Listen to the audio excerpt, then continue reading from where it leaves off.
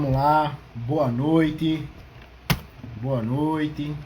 Esperando aqui, hoje teremos uma live especial com Luiz Henrique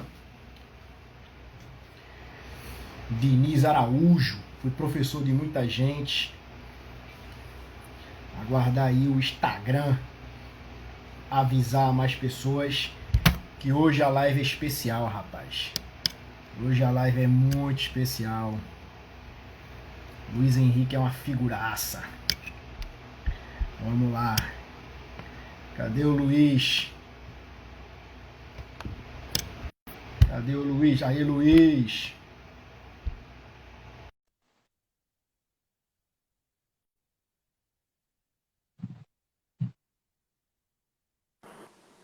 Olá, Opa, Marcelo. Consegue tudo me bom, ver? Luiz? Consigo. Consegue me ouvir direitinho? Consigo, tudo ótimo, Marcelo. Tudo Perfeito. ótimo, meu caro. Primeiramente, agradeço muito ter aceitado o convite aqui para falar um pouquinho dessa sua jornada. Sei que a nossa vida de quarentena aumentou a correria, mas a gente tem esse compromisso também de passar informação. A gente, embora seja um curso, né, a gente gosta de passar informação para o pessoal, porque tem gente que quer fazer o mestrado, tem um sonho, né? E aí, ouvindo alguma história, alguma dica, se espelha em você, se espelha nas pessoas que a gente vai conversando aqui ao longo da carreira, né? E até porque você, né, eu sei que tem uma história que depois de 10 anos de formada é que foi fazer mestrado, né? Você vai contar isso aí pra gente. E assim, a entrevista fica aqui no Instagram e depois vai pro YouTube, pra nossa página do YouTube, e aí eu mando pra ti, porque aí fica salvo. Tá bom, meu caro? Vamos lá, Excelente, Luiz Henrique. Marcelo. Eu que agradeço o convite, seu convite, o convite do Corpus de Juris, o convite da minha querida amiga Mirela Coimbra. E estamos aqui à disposição para conversar. Vamos embora. Luiz, queria saber um pouquinho aí da tua história. Como é que foi essa questão da graduação, quando tu se formou, já foi fazer concurso, como é que foi isso aí para depois fazer mestrado? Conta aí um pouquinho dessa história pra gente. Na verdade, Marcelo, quando eu me graduei em 2000, né, faz muito tempo já, 20 anos, os cursos de pós-graduação em stricto sensu eram muito mais restritos, né? Então, não era comum você se graduar e logo enveredar pela área acadêmica, fazer logo um mestrado. Poucas pessoas faziam isso, né? Uma delas, uma que fez isso foi o nosso querido amigo Leonardo Cunha, Leonardo Carneiro da Cunha. Léo já foi logo, eu não sei se de imediato, mas ele não demorou muito, já ingressou no mestrado. Não era comum. O comum era que você fosse para a advocacia, ou que você fosse fazer seus concursos, né? Você enveredava normalmente por uma trilha mais de operador do direito do que uma trilha acadêmica. É claro que algumas pessoas iam, né, para o mestrado logo que se graduavam, como eu já citei aqui, Leonardo Cunha, mas não era o comum. Então, o que é que eu fiz? Eu me graduei e eu já era estagiário em um escritório de advocacia, o escritório Lima e Falcão, e depois Sim. eu me graduei, né? Passei na OAB e me tornei advogado lá. E depois de um certo tempo eu vi que eu queria fazer concurso. E acabei, né, começando e fiz um concurso para advogado da Caixa Econômica, advogado júnior, entrei. Logo depois abri o concurso da AGU, né, o primeiro concurso para a Procuradoria-Geral Federal, da Advocacia Geral da União. E aí eu fiz esse concurso, passei, me mudei para Brasília, aí eu já estava com 2 anos de graduado, fui para Brasília, passei lá um certo tempo, depois retornei e me empolguei muito com a atividade na AGU. Logo cedo eu assumi algumas funções de gestão, de chefia, gostei muito. Voltei para Recife, depois fui de novo para Brasília e chegou um momento que, depois já de 8 anos praticamente de Advocacia Geral da União, e nesse meio tempo eu já tinha feito até 2 pós-graduações lato sensu, mas eu vi que eu precisava aprofundar mais minha vida acadêmica, meus estudos. E foi aí que eu comecei a me preparar para o curso do mestrado na Universidade Federal de Pernambuco. E aí começou em 2010 a minha 2010, isso, minha trajetória acadêmica, já com 10 anos de graduado, né? e que era relativamente comum ainda nessa época a pessoa passar um tempo, né, para fazer um mestrado, o doutorado era muito comum, o pessoal já lá para os 40 anos de idade, né, 30 e tantos. Então era um outro momento, aquele momento. Hoje mudou bastante, né? Hoje mudou muito, né? Hoje o pessoal sai da graduação querendo fazer mestrado, concurso, advogar, tudo de uma vez, tudo junto e misturado. É Ô Luiz, aí verdade. me diz uma coisa. Tu sempre tivesse essa vontade de fazer mestrado, mas assim, era para ser professor, para aprofundar no estudo? Como é que era essa tua relação aí com com a academia? Na verdade, Marcelo, eu queria, na verdade, estudar, né? Queria me desenvolver mais juridicamente. Eu sempre, depois que eu entrei no concurso, eu continuei estudando. Mas chega uma hora que você estudando só, você fica assim, um pouco, se sentindo só mesmo, né? Solitário e tem hora que você perde um pouco o norte, perde o foco. E eu senti necessidade disso, de um grupo, de ingressar num grupo. E o mestrado, o doutorado, uma das grandes vantagens, né, das grandes sacadas, né, das grandes coisas boas que você vai ter no mestrado e no doutorado, é justamente isso, você fazer parte de um grupo e esse grupo vai permanecer depois. Né? Eu já terminei meu mestrado, terminei meu doutorado há quase 5 anos e eu faço parte de grupos de pesquisa, então foi para isso. Depois é que veio o caminho natural, né, de começar a dar aula. Eu já gostava de dar aula dentro da procuradoria, para cursinho, eu já dava aulas, mas aí o mestrado, né, me conduziu quase que de uma forma natural à atividade docente, de uma forma mais assim regular, mais robusta.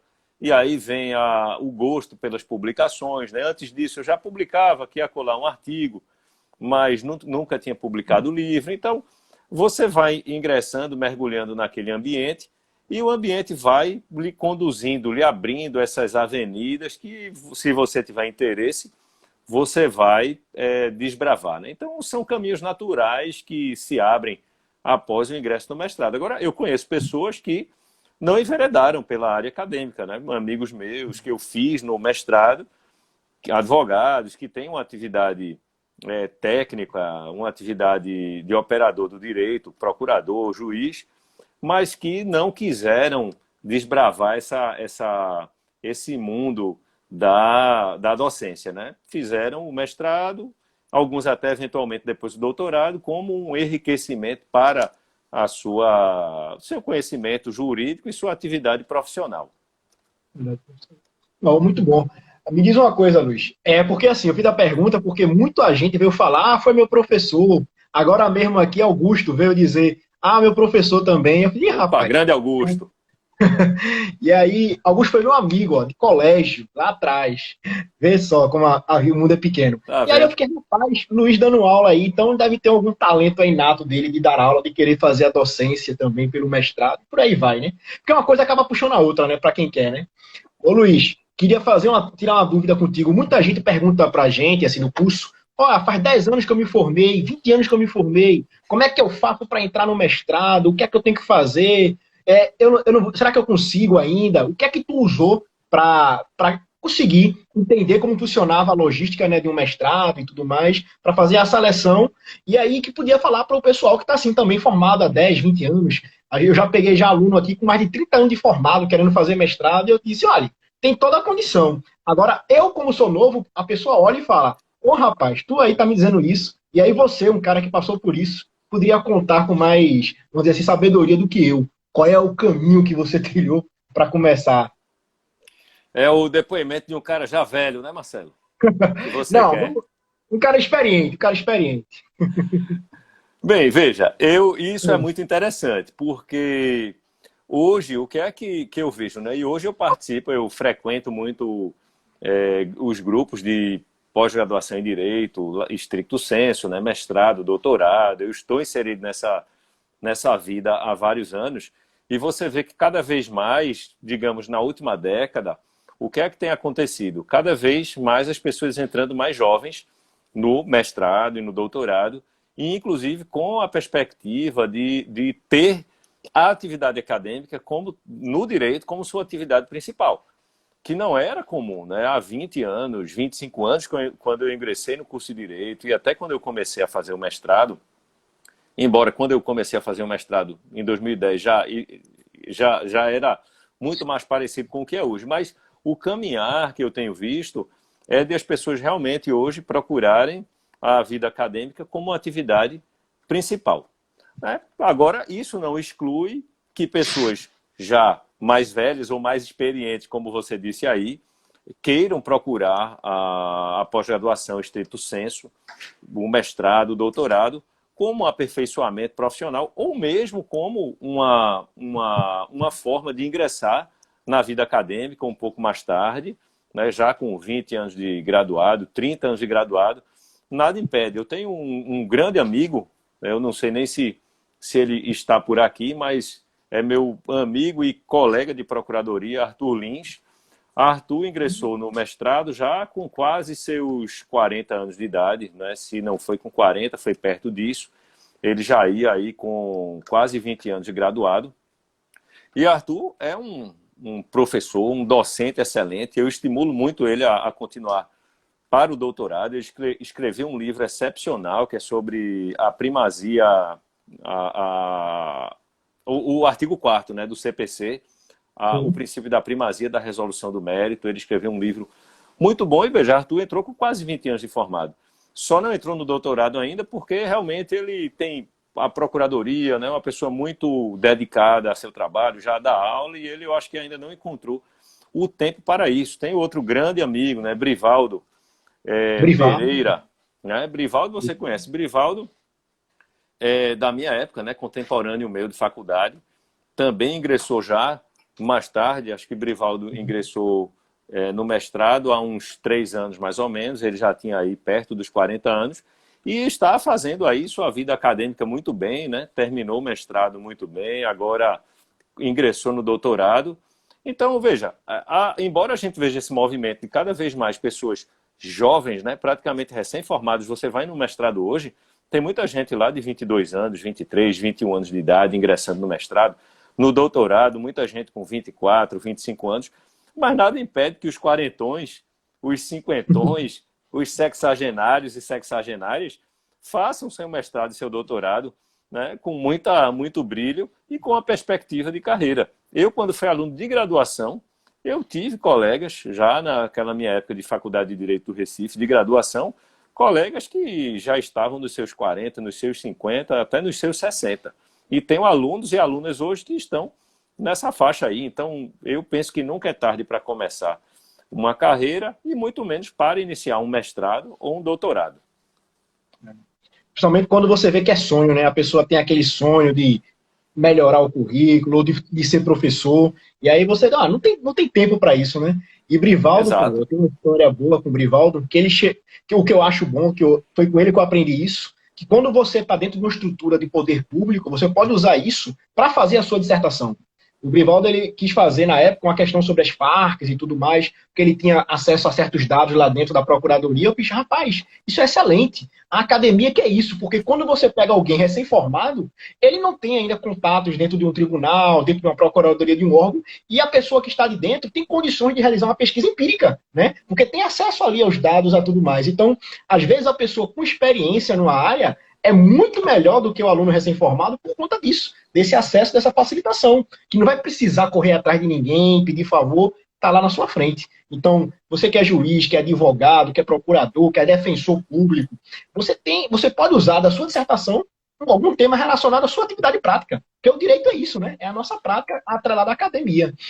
Ô Luiz, queria saber de ti assim, aí, certo, vou fazer o mestrado, o que foi que tu fez? Tu foi procurar ser aluno ouvinte, foi procurar alguém que já sabia, como é que foi essa caminhada aí para estudar para a primeira etapa, né, do mestrado, na tua época, quando tu decidiu fazer, como é que foi?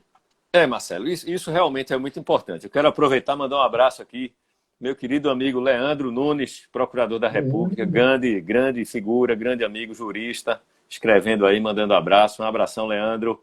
Saudades. Mas bem, Marcelo, veja, requer uma dedicação, né? E realmente ninguém pode dizer que você fazer um mestrado, você fazer um doutorado, que vai ser algo fácil, né? Então, requer uma dedicação muito grande. Foi o período mais estressante da minha vida, né? Fazer o mestrado, especialmente depois do doutorado, que aí foi justamente nesse tempo, quando eu era mestrando, nasceu minha primeira filha. Até então, né, eu não tinha filho, né?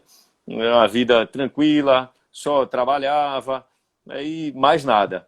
E depois, né, no fim do primeiro ano de mestrado, nasceu minha primeira filha, e no primeiro ano de doutorado, nasceu minha segunda filha. E, nesse mesmo tempo, eu comecei a dar aula. Então, somou minha atividade profissional de procurador, com docência, com mestrado, doutorado, uma filha, depois duas filhas, foi realmente uma época extremamente estressante. Mas, veja, então, primeiro, você tem que querer muito, né? Ninguém, como eu disse, não é vida fácil, vida de mestrando, vida de doutorando, vida acadêmica. Você tem que estar pesquisando, tem as aulas, depois você vai escrever uma dissertação ou uma tese, se for um doutorado. Os trabalhos que você tem que fazer e publicar durante o mestrado, durante o doutorado. Então, não é vida fácil. Mas o que é que eu fiz, né? Uma vez que eu decidi que eu queria entrar no mestrado, aí eu fui realmente levar a sério. Então, eu acho que isso é importante, que eu vou dizer agora, né? Eu primeiro identifiquei a área em que eu queria fazer. Então, eu Sim. coloquei mais ou menos esse foco e comecei a pensar em pesquisas que eu queria fazer.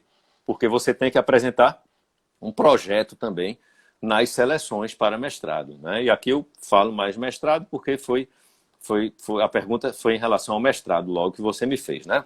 Mas, enfim, então, eu pensei logo nisso e eu pensei também, olha, eu preciso me inteirar das discussões que estão acontecendo, então eu escolhi direito constitucional, eu preciso me inteirar das discussões que estão acontecendo em âmbito acadêmico, que nem sempre são aquelas discussões que você está enfrentando na sua atividade profissional, na sua atividade forense, nem o que você está estudando.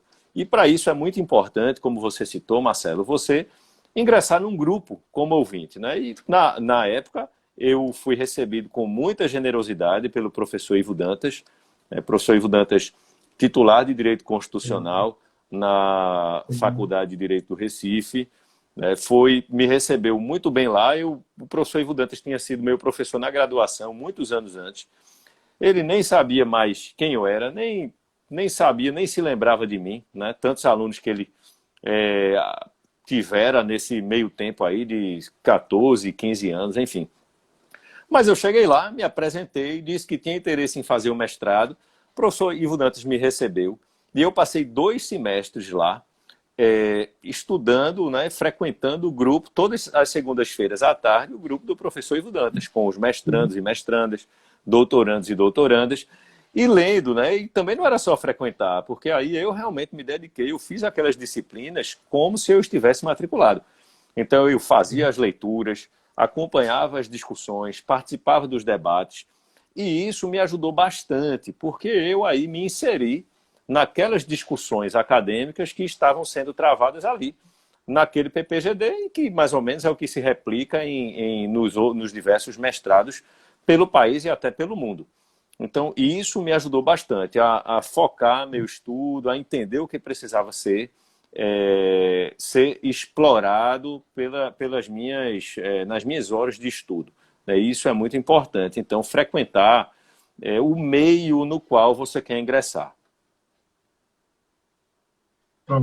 Ótimo, excelente. Veja, então, basicamente, a dica que a gente sempre dá, tem que ser aluno ouvinte. O pessoal acha que vai ser uma afronta ao professor. Não, pelo contrário, o professor quer que você inteire, né, da seleção, que você vá conhecer. E como você mesmo falou, o professor te recebeu, né, de braços abertos. A gente sempre diz aqui, recomenda, vá falar com o professor, peça para ser aluno ouvinte, peça para acompanhar a turma de alguma forma, né, que você puder e tudo mais. E nenhum deles vai barrar você por conta disso, né, por não Sem te dúvida. conhecer ou por não conhecer ninguém. Pelo contrário, né?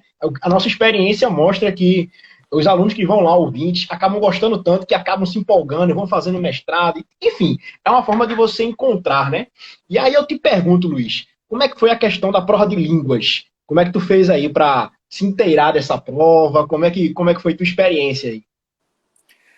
Bem, Marcelo, isso também é interessante, porque você precisa, na seleção, fazer uma prova Hoje ainda continua assim, né? E a boa parte das seleções segue esse padrão. Você precisa fazer uma prova escrita, né? Você precisa também apresentar um projeto e fazer uma prova de línguas. Algumas seleções, elas postergam essa prova de línguas. Então, você ingressa no mestrado, mas seu título fica sob condição de você se submeter à prova de línguas, né? E a prova de línguas é algo um tanto, pelo menos na minha época era, né? Eu acho que hoje continua assim, era algo um tanto difícil, às vezes, de você saber mais ou menos seguir um padrão, porque naquela época variava muito de um ano para o outro, né? Talvez hoje haja uma padronização, uma regularidade de um ano para o outro. Então, na minha época, muitas pessoas iam para o italiano, né, e contratavam já alguns professores que já tinham uma experiência na língua italiana, e que tinham experiência na prova, né, para o mestrado. Como eu tinha estudado um pouco de italiano, mas não me achava no nível suficiente para fazer a prova de línguas. Eu tinha estudado muito tempo, nessa época, inglês e um certo tempo francês. Então eu fui optar pelo inglês, né, que eu tinha, era uma tradução, acho que hoje ainda né, na Universidade Federal de Pernambuco, e em grande parte dos PPGDs é uma tradução. Então, como eu tinha estudado a língua inglesa, o que é que eu fiz? Eu comecei a ler textos para traduzir, né, textos diferentes, né, sobre diferentes assuntos. E na minha seleção caiu até um texto jornalístico sobre a Corte Europeia de Direitos Humanos.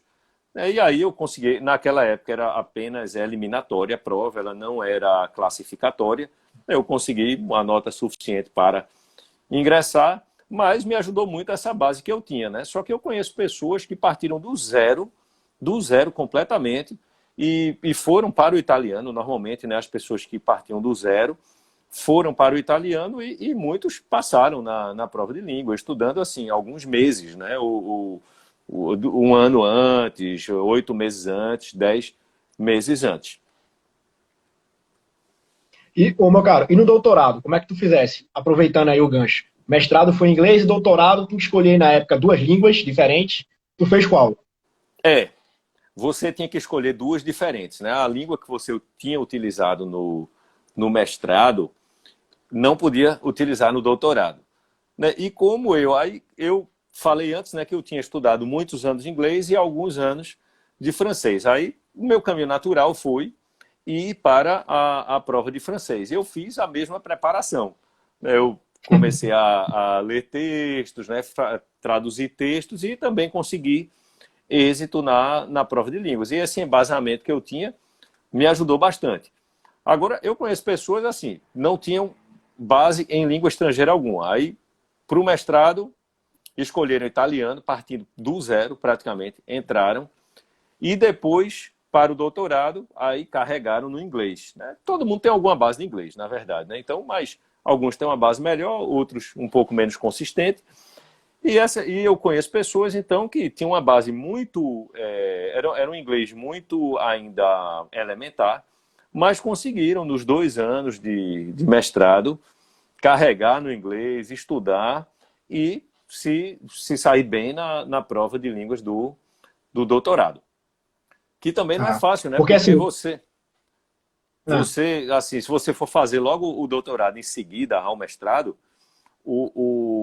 é muito corrido, né? Eu fiz isso, mas é muito corrido, porque o mestrado já é uma correria grande e você ainda tem que emendar e estudar para a seleção do doutorado.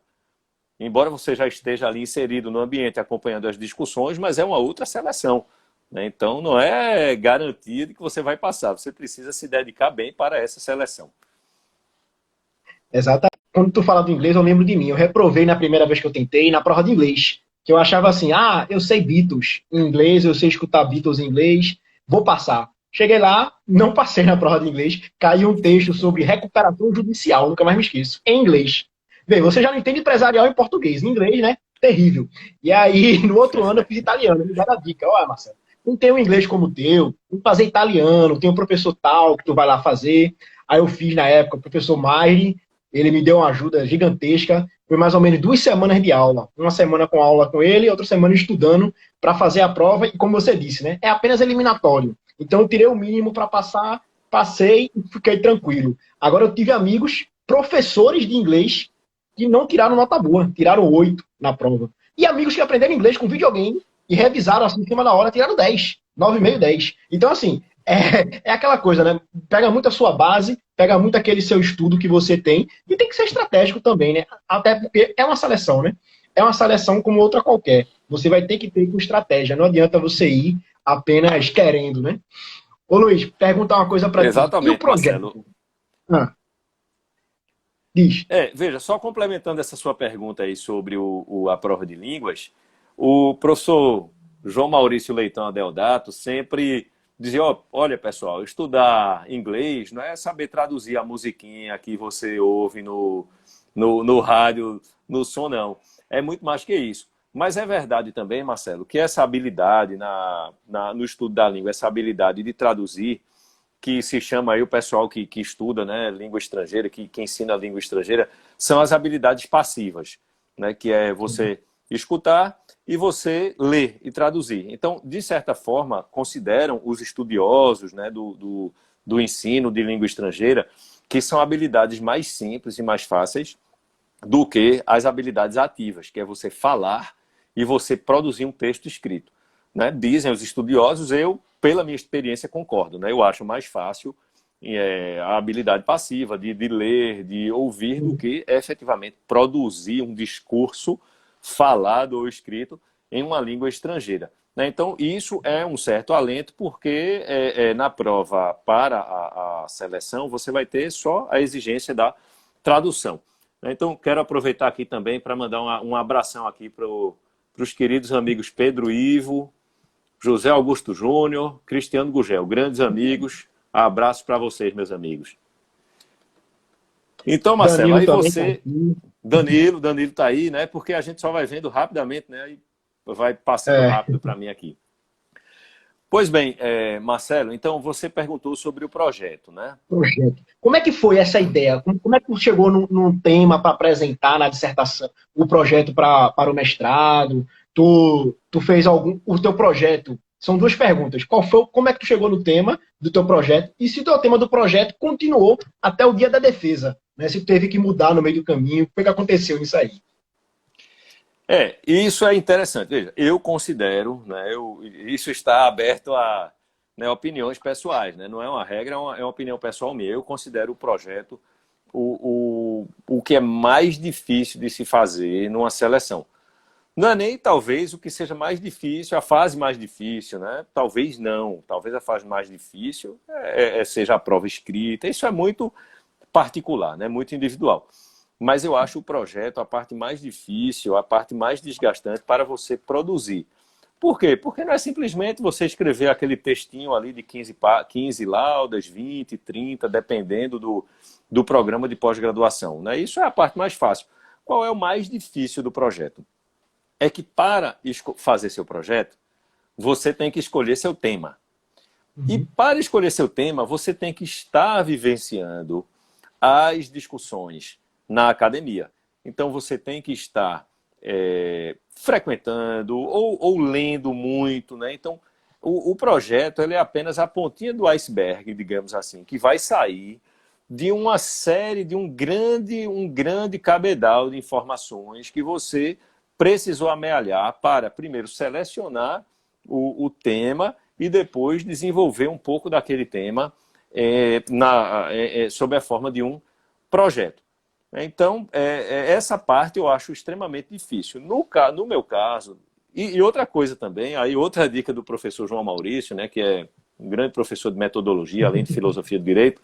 Então, o professor João diz, olha, é muito importante você fazer um bom sumário do seu projeto. Por quê? Porque aquilo ali vai ser a régua e o compasso do que você vai pesquisar.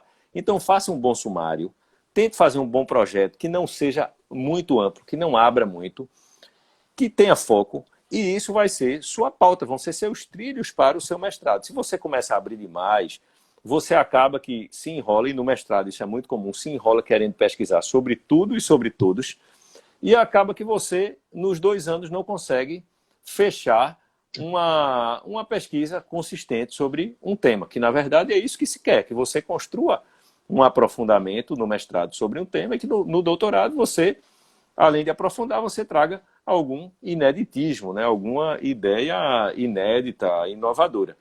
Mas então, no mestrado, você me perguntou no mestrado e no doutorado, né? No mestrado eu segui meu projeto, mas era um projeto que ficou muito amplo sobre efetivação judicial de direitos sociais.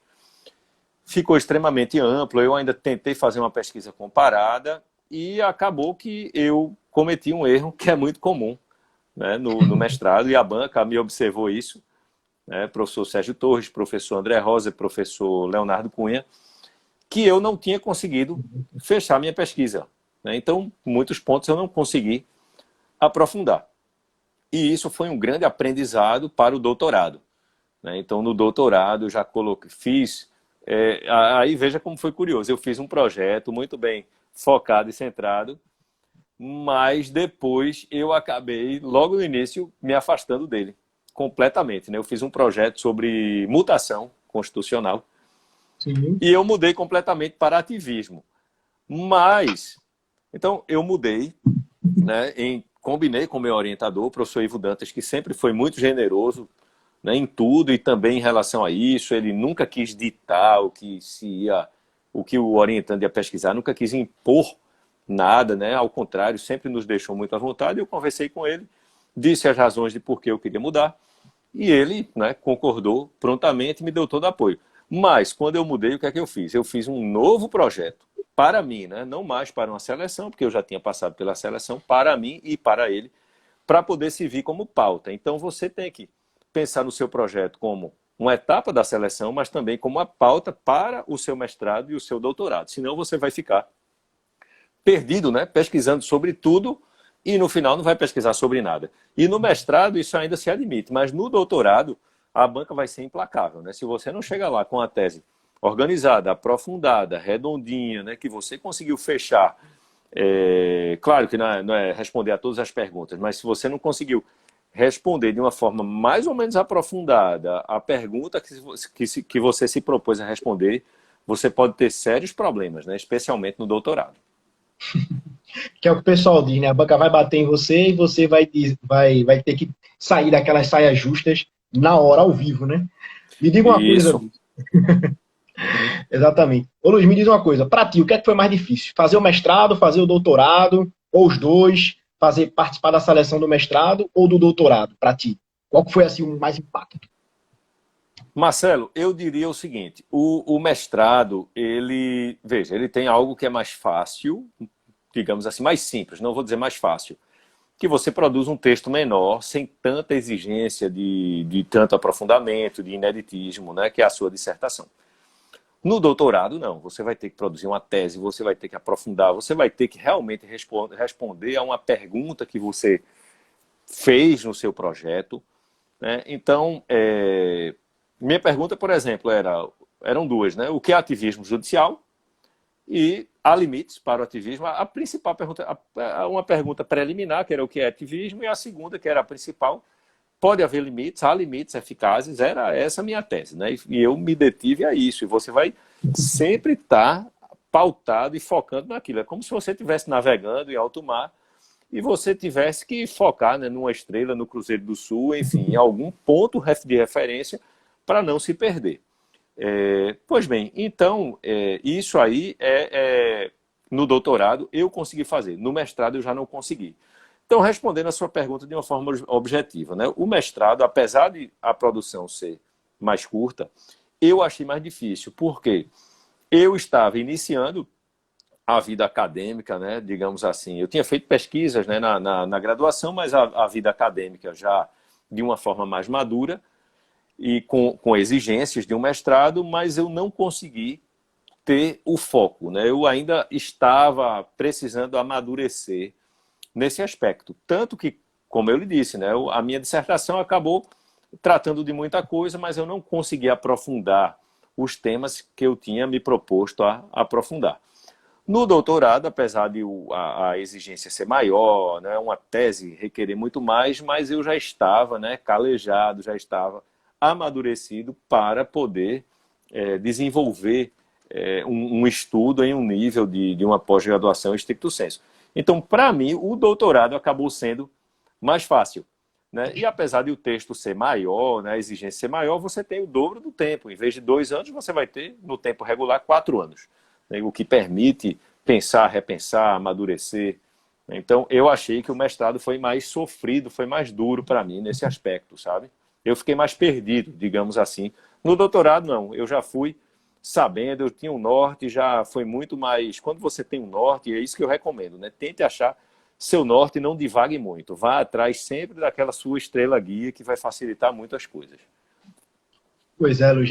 É o que engraçado que tua resposta bate muito com muita gente vem dizendo por aqui e já disse para mim outras vezes, olha, o mestrado eu sofri mais, no doutorado, apesar de aparentemente ser mais difícil, você já percebe as falhas melhor, você tem mais tempo para aprofundar, né? Você sofre um pouco menos, apesar de parecer mais difícil. Então, muita gente recomenda, né, você sair do mestrado, esperar um pouco para entrar no doutorado, não ficar muito tempo em aberto. Tu é dessa linha também? Tu recomenda também a pessoa sair do mestrado, demorar um pouquinho, mas não muito, né? Tipo 1 ano, descansar se quiser, ou então já emendar de vez? Ou tu é daqueles que prefere que a pessoa demore mais um tempo? Qual é a tua opinião sobre isso? E aí, essa sua colocação é bem interessante, Marcelo, porque realmente você precisa, às vezes, curar aquela ressaca da dissertação. Né? Você está ali com as ideias em ebulição, então você defendeu uma dissertação, curar aquela ressaca, né? Passar 1 ano, 2 anos, refletir sobre, descansar, né? Primeiro alguns meses a cabeça, depois começar a refletir sobre o seu doutorado, se preparar para o seu doutorado. Agora veja, esse conselho eu acho que ele é bom para jovens como você. Né? Como eu já comecei o mestrado um pouco mais velho, né, com 10 anos de graduado, embora não tanto, né, mas já tinha 10 anos de graduado, eu não quis perder tempo. E casou aí que o professor Ivo Dantas, ele sempre estimula os mestrandos dele a emendar com o doutorado, né, e eu segui o conselho e o estímulo dele e já emendei. Né? Então, no meu 2º ano de mestrado, eu estava preparando minha dissertação, minha defesa, e me preparando um projeto para o doutorado e me preparando para ingressar no doutorado. Foi muito atropelado. Né? Eu acho que se eu tivesse esperado 1 ano ou 2, se eu fosse uma pessoa mais jovem, com menos pressa, eu teria feito as coisas com mais tranquilidade. Mas no meu caso, para a minha situação, eu acho que foi a melhor coisa ter feito logo. O que poderia ter acontecido era eu, pai de 2 filhas àquela altura, né? Uma e já outra para nascer, com procuradoria, talvez, e eu acho que o professor Ivo Dantas ele captou muito bem isso, mas talvez eu me afastasse 1 ano, 2 anos, e aí 3, 4, 5, e isso virassem 10 anos, ou nunca mais, né? Nunca mais eu voltasse a fazer o doutorado. Então foi um momento sofrido, duro, né? Eu, inclusive, naquele momento, eu nunca tinha tido crise de enxaqueca, né? Eu comecei a ter umas crises de enxaqueca que eu não tenho mais, né? Mas naquele momento foi muito decorrência desse estresse, dessa correria, dessa pressão, né? De filha pequena, terminando o mestrado, começando, querendo ingressar no doutorado. Chegou até essa repercussão em mim, né? Então, eu acho que se você puder fazer com mais tranquilidade, é melhor. Você relaxa mais, amadurece mais, mas eu não me arrependo, por outro lado. Ô Luiz, me tira fazer uma pergunta aqui agora. Chegar nas 2 últimas perguntas, que vão ser mais longas. Tua resposta, tenho certeza, com relação a isso. A primeira, tu recomenda hoje, tendo o cenário que o pessoal fala, ó, academia tá um caos, faculdade fechando, programas reduzindo vagas, tu ainda acha que é válido a pessoa fazer um mestrado, um doutorado, tu recomenda alguém chegar assim para ti, Luiz, quero seguir a carreira acadêmica. O que é que Luiz diria para essa pessoa? É muito interessante, Marcelo, também essa sua pergunta, porque nós estamos num momento em que as profissões jurídicas elas estão muito difíceis, né? Então, na minha época, a minha época foi a época dos concursos. A advocacia era muito difícil, não foi à toa que eu desisti da advocacia. Era uma atividade extremamente massacrante, extenuante até. né? E você não tinha tempo nem energia para mais nada e poucas perspectivas naquela época. Por outro lado, a academia ela não oferecia, como eu disse, né? Não havia tantos cursos de mestrado, não havia ainda não se colocava de uma forma robusta como uma carreira viável. Hoje, e os concursos estavam, né, assim, chovendo concurso naquela época, né, para todas as carreiras, né, uma época de expansão das carreiras públicas, de valorização, melhoria da remuneração, pós-88 se sedimentando, né, as carreiras de Estado, as carreiras jurídicas. Então foi a década, digamos, aquela que eu me formei, um pouquinho antes, né, até um pouquinho depois, foi a década dos concursos públicos. Hoje o que é que você tem? Uma advocacia difícil, né? Ainda difícil. Eu não estou dizendo com isso, gente, que ninguém se aventure na advocacia. Não é isso, não. É difícil, mas eu tenho amigos que persistiram e estão felizes e bem na advocacia, né? Com a boa advocacia, gostam muito do que fazem. Mas, enfim, a advocacia, um cenário duro, né? Difícil. Os concursos também duríssimo, porque dificilmente, penso eu, a um curto prazo, em um curto prazo, nós teremos aquela oferta de concursos públicos, como houve no passado, e a carreira acadêmica se abre como uma nova perspectiva, mas também dura, né? Então, para onde você olhar, e eu digo isso muito a meus alunos e minhas alunas, né? Não vai haver vida fácil. Agora, o que é que você tem que fazer quando o cenário é duro? Se preparar muito, né? Então, para meus alunos e alunas que eu já venho a conhecer no mestrado ou no doutorado, ou aqueles e aquelas da graduação, que demonstram pendor acadêmico. Por exemplo, Rafa Beltrão, né, um querido ex-orientando, hoje orientando do professor Leonardo Cunha no mestrado. Ele foi meu orientando de graduação lá na UniFBV. Então, o Rafa já demonstrou um pendor acadêmico ali, né, e tantas outras e tantos outros. Mas o que é que eu digo a todos, né? Na graduação, mestrado, doutorado? Você quer seguir carreira acadêmica, faça o melhor que você puder. Publique ao máximo. Não seja aquele aluno trivial no mestrado, doutorado.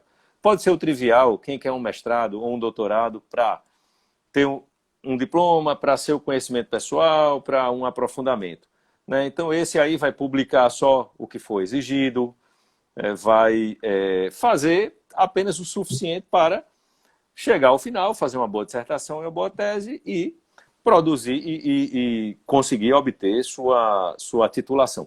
Mas quem quer viver disso tem que dar o seu 110%.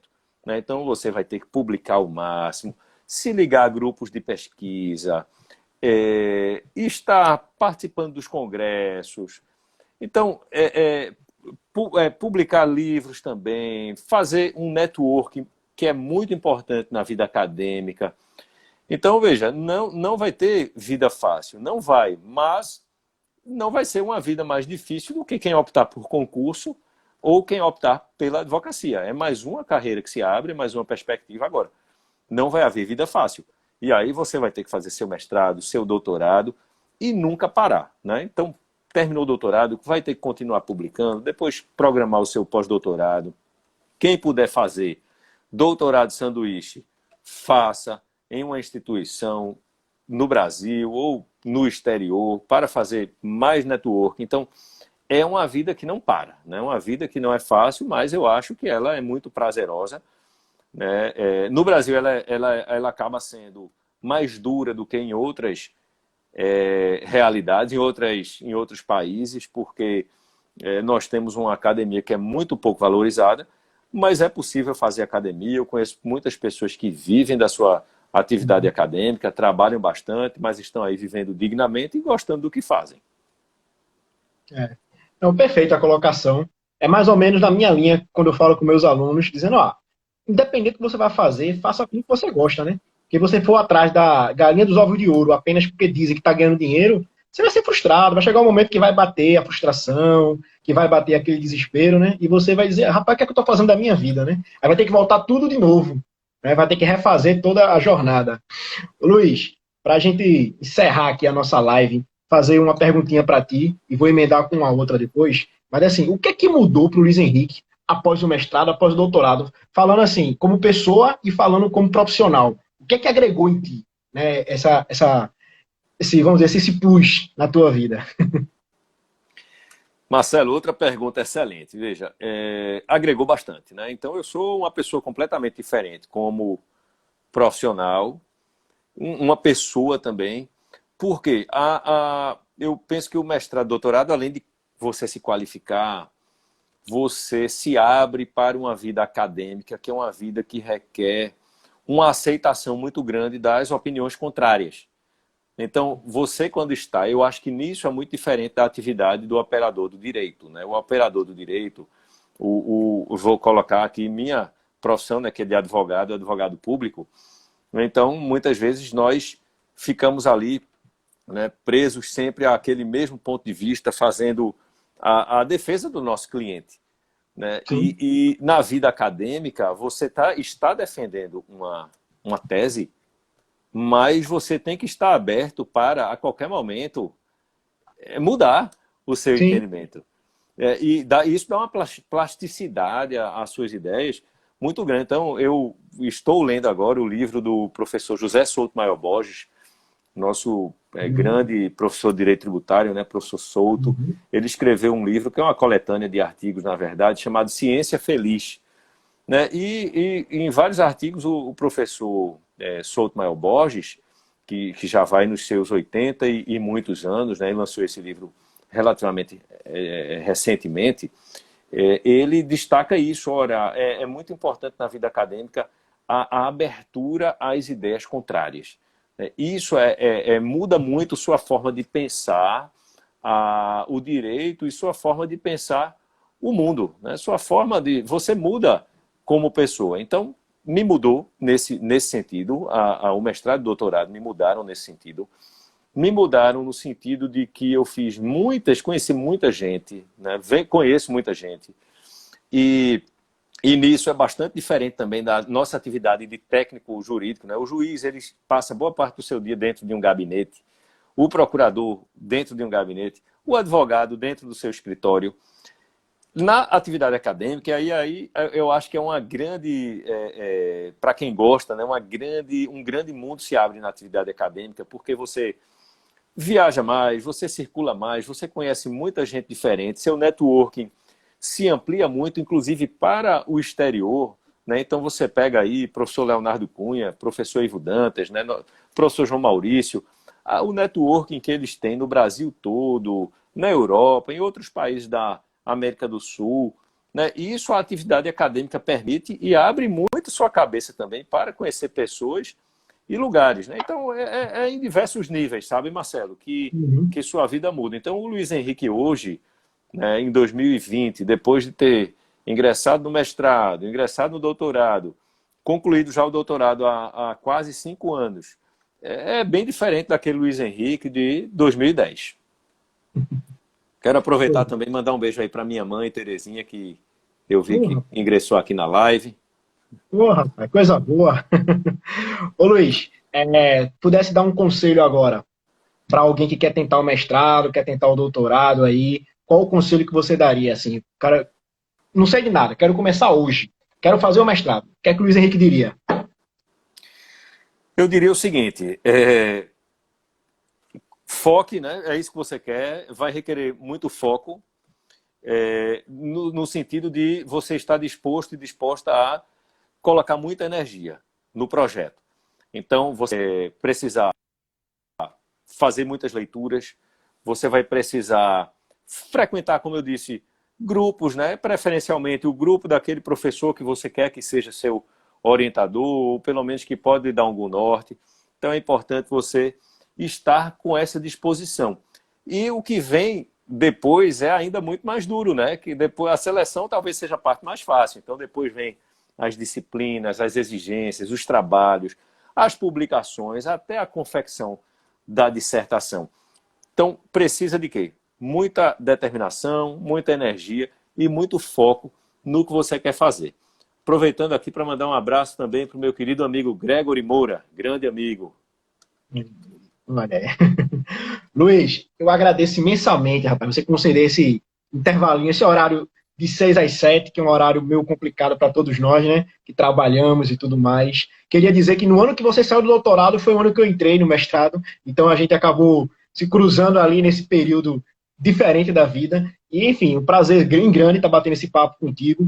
Queria agradecer em nome do Corpo Juris. E eu tenho certeza que os alunos também vão gostar bastante de dicas, porque são coisas assim que acabam inspirando pessoas que estão ali, né? Tipo, tem uma empatia com tua história, tem uma empatia com essas tuas ideias e diz, rapaz, eu quero fazer isso também. Vou fazer isso. E eu acho que isso muda bastante no nosso entendimento. Com certeza, Luiz Henrique, lá no passado, teve alguma coisa que incentivou nele procurar o mestrado, procurar seguir a carreira que segue hoje. E acho que é assim que vai passando o dia, vai passando a vida da gente, né? Inspirando uns, sendo inspirado por outros, e por aí vai. Muito bom, Marcelo. É isso mesmo. Eu estou aqui com muita alegria, muito prazer para colaborar, né? Na verdade, a gente tem que contar um pouco da nossa história para, pelo menos é nossa intenção, inspirar as pessoas que se identifiquem de alguma forma com essa história, né? E eu digo, apesar de toda a dedicação, toda a dificuldade, o mestrado e o doutorado, como eu já mencionei aqui, fizeram toda a diferença na minha vida. Eu recomendo fortemente a quem queira que siga em frente no projeto. Tá bom. Luiz, boa noite para ti, boa noite para todo mundo que acompanhou. Vai ficar disponível no Instagram e no YouTube, né? Depois eu mando o link aí do YouTube dessa conversa bacana aí com o Luiz Henrique, grande mestre, pelo que eu tô vendo aqui de todos nós, né? Vários alunos, vários amigos, todo mundo reconhecendo na figura. Quem sabe futuramente o nosso próximo networking, que a gente vai falar aí, ó, Luiz aí, Alto Networking, tal qual João Maurício Adeodato, Ivo Dantas, né? Que é um cara que consegue agradar muita gente, né? Tá bom, Verdade, Luiz? Marcelo. O trabalho é duro. Vamos seguir em frente, né? Nunca Entendi. se pode deitar sobre os louros. É um trabalho constante, né? Muito suor, arrumar tempo para isso.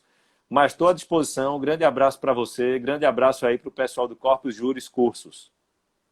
Obrigado. Até mais. Boa noite. Até Valeu, mais. Tchau, Marcelo. tchau. Grande abraço. Valeu.